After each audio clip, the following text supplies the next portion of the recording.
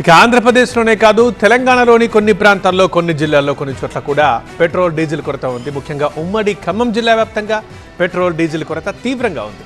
2 రోజులుగా ఇంధన సరఫరాలో ఏర్పడ్డ అంతరాయంతో జిల్లాలోని పలు పెట్రోల్ బంకులు వెలవెలబోతున్నాయి. ఉన్న కొద్దిపాటి స్టాక్ కోసం వాహనదారులు క్యూ లైన్లలో వేచి ఉండాల్సిన పరిస్థితి వచ్చింది. ఆటోలు, లారీలు బంకుల దగ్గర నిలిచిపోయాయి. జిల్లాలో 80% బంకులు మూతపడ్డాయి. ఎలా ఉంది పరిస్థితి ఉమ్మడి జిల్లా ఖమ్మం జిల్లా వ్యాప్తంగా? పూర్తి సమాచారం మా సీనియర్ కరెస్పాండెంట్ నారాయణ అందిస్తారు. నారాయణ, ఖమ్మం జిల్లా వ్యాప్తంగా పెట్రోల్ డీజిల్ కొరత తీవ్రంగా వేధిస్తోంది. వాహనదారులు నిన్నటి నుంచి కూడా తీవ్ర ఇబ్బందులు పడుతున్నారు. దాదాపుగా ఖమ్మం జిల్లా వ్యాప్తంగా 80% బంకులు నో స్టాక్ బోర్డులు ఏర్పాటు చేసి ఇప్పటికే క్లోజ్ చేసినటువంటి పరిస్థితి మనం ఇక్కడ చూడొచ్చు.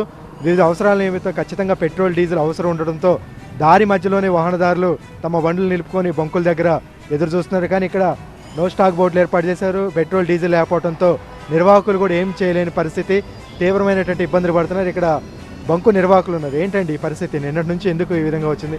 పైనుంచి రావట్లేదా? సార్, సప్లై మాత్రం బాగానే ఉంది. డీజిల్ సప్లై ఒకటి టైట్ కావడం వల్ల డీజిల్ బండ్లు చూసి పెట్రోల్ కూడా లేదని చెప్పేసి జనాల మీద పట్టడం జరిగింది. కానీ పెట్రోల్ సప్లై, పెట్రోల్ స్టాక్ బాగానే ఉంది, ఇబ్బంది ఏమీ లేదు. నిన్న ఏమైందంటే 100 కొట్టించుకున్న వాళ్ళు 200, 300 కొట్టించుకున్న 500, 1000 అట్లా కొట్టించుకునేసరికల్లా ఉన్న ఈ బంకే కాదు, చాలా బంకులు 80% క్లోజ్ అయినాయి. అన్ని బంకులు అదే పరిస్థితి అండి.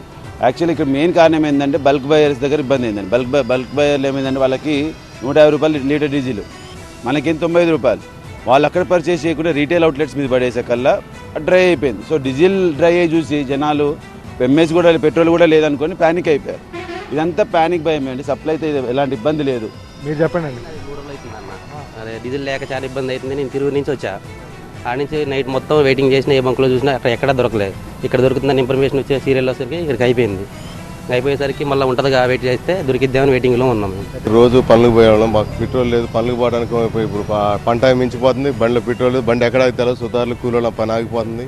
వాహనదారులు అయితే తీవ్రం. ముఖ్యంగా వ్యవసాయ సీజన్ కావడంతో రైతులు, వ్యవసాయ కూలీలు, ముఖ్యంగా వరి కోత మిషన్లు, హార్వెస్టర్లు కావచ్చు, ట్రాక్టర్లకి పెట్రోల్ డీజిల్ లేకపోవడంతో వ్యవసాయ పనులకు తీవ్ర ఆటంకం ఏర్పడి ఎక్కడికక్కడే నిలిచిపోవాల్సినటువంటి పరిస్థితి ఉంది. కెమెరామెన్ అప్పారావుతో నారాయణ, TV9 ఖమ్మం.